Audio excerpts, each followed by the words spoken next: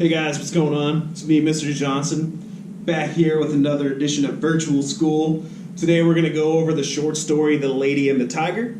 Start by giving you a small summary of the story. The story is about an ancient barbaric kingdom, right, where the king there has only one form of justice. Essentially what happens is if you break a rule, if the king finds you guilty of anything, you are brought to a stadium where there are two doors. In one door, there's a vicious, man-hungry tiger, and in the other door, there's a beautiful woman. And if you pick the right door, you get to marry the woman, regardless of if you already had a wife and kids and a family. They just have a wedding ceremony right there where the king presides. On the other hand, if you pick the other door, you get eaten by a man-hungry tiger. I know what door I would rather get. Personally, don't want to get eaten by a man-hungry tiger, right? So, how is the setting of the story relevant here? The setting is very relevant because it makes a lot more sense to us that this is set in a barbaric time. It's not set today. The story wouldn't make much sense if it was set in a justice system of today, right? Our justice system looks nothing like this anymore. I mean, we have juries and judges and lawyers, and I mean, this story makes a lot more sense in an ancient setting, okay? Like a, ancient Rome setting is what I want you to think of it as. Barbarians, and it's ancient times we're talking about. So what's ironic about the story in the narrator's description of the justice system? What's ironic about the justice system here, guys? This is no justice system at all, is it? There's no justice happening here. If you're found breaking a rule, you could be guilty of breaking that rule and still end up with a beautiful wife, okay? On the other foot, you could be completely innocent of breaking a rule. You could not have broken a rule at all and pick the door with a man-eating tiger and get eaten, okay? So, what we're saying is the man-eating tiger is, it's ironic. The whole thing's ironic. It's not justice. Not justice as we know it, okay? And then from what point of view is this story written? And how do you know this? I touched on this in the lottery questions that I went over in another video. So there's two types of third-person stories, okay? There's third-person limited, and then there's third-person omniscient. In the third-person limited story, the narrator only knows so much about what's going on. In a third-person omniscient story, the narrator knows everything that's going on. Think Charles Dickens' Christmas Carol, if you've read that. The narrator in that story was all-knowing. He knew everything that was happening to all the characters. He knew about the spirits. That's a great example of a third-person omniscient. This story is also third-person omniscient, okay? Because the narrator knows what's going on here, especially when it comes to the princess and what's going on in the princess's head. The narrator's all-knowing.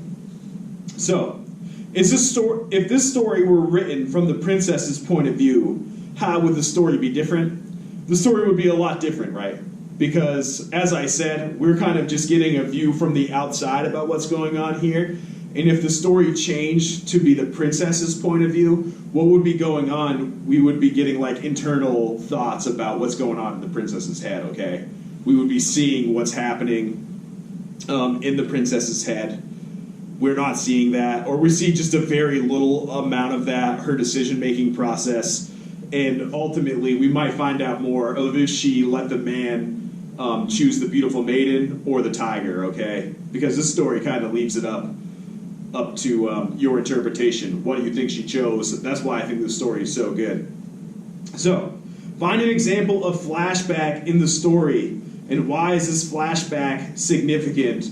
The major flashback in the story, again, is when the princess is thinking back about the fair maiden that she knows is on the other side of the door, and that her lover has been flirting with that maiden, okay? He knows, or the princess knows, excuse me, she knows that this man will be very happy if he chooses the door with the maiden behind it. I mean, it's not the princess herself, right? Because she's a royal person and she can't marry a commoner, which is what we're given in this story.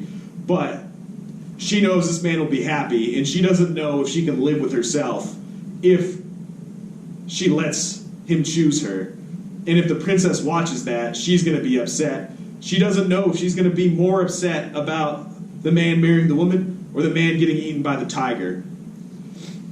So, how does the lady who was selected as a reward for the youth impact the story?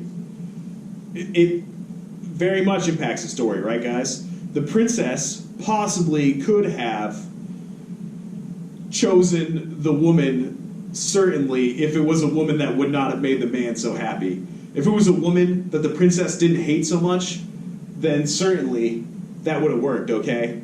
But that's not what we have here. So we know that the woman that's selected for the youth is a woman that the man would, be happy with, and the princess isn't sure how she feels about that, okay? And how is the princess like the king, and how is she different? The story tells us that the princess is not as barbaric as the king is, which makes a lot of sense, okay? She's just not as barbaric as he is, but she's still the same in the sense that she's still barbaric. She could not have come to this at all, right? She could have sat this one out. I'm not going to go to a man's torture. I'm not going to go watch a man I love get eaten by a tiger, But she's barbaric in the sense that she still wants to see it. She's being part of the process. She's showing up to this justice system, and she's just as barbaric as her father is in many ways, right? Which we can see in the fact that, she went and found out everything about what was going to happen, okay? She knows which door is which in this case, so, she's just as barbaric, theoretically. So, in this particular case, the lover's trial, why is the king's justice system effective? Okay, in this particular case, the justice system is effective because the only people that are concerned about what's happening are the youth, the princess, and the maiden, right? So essentially, the justice system is effective because the princess is administering the justice. It's not a random act. In every other situation like this, it's literally just random. You're picking a door. Here, it's not random. The princess told the youth which door to pick. So there is some justice being administered here. The question is, and it's left open-ended, is does the man pick the tiger or does the man pick the woman? We don't know. It doesn't tell us at the end of the story, okay, what happens here. That's left to your imagination of what you think is going to happen. I'm not going to speculate it. I'm not sure what would happen. We could probably talk about this all day. And, I'm talking to a camera and not a room full of students. So, Mr. Johnson, I got another comment about the lady and the tiger. I wouldn't really care what door I picked because, I'm a crow and not a human, so it doesn't really matter. The tiger wouldn't be interested in me. Who would want to eat me? Look at me. I'd probably give you worms or something.